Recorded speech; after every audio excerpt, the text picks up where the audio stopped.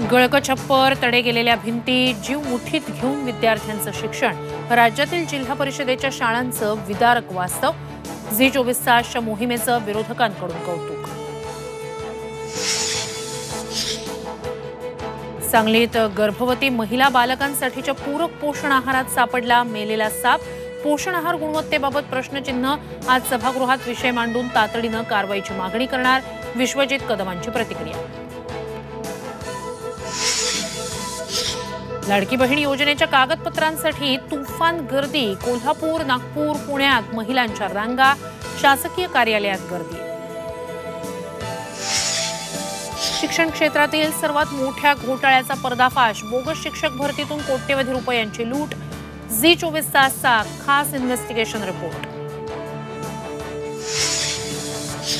विधान परिषदेची निवडणूक अटळ. 11 जागांसाठी 14 उमेदवार रिंगणात. महायुतीकडून 9 तर मवियाकडून 3 उमेदवारी.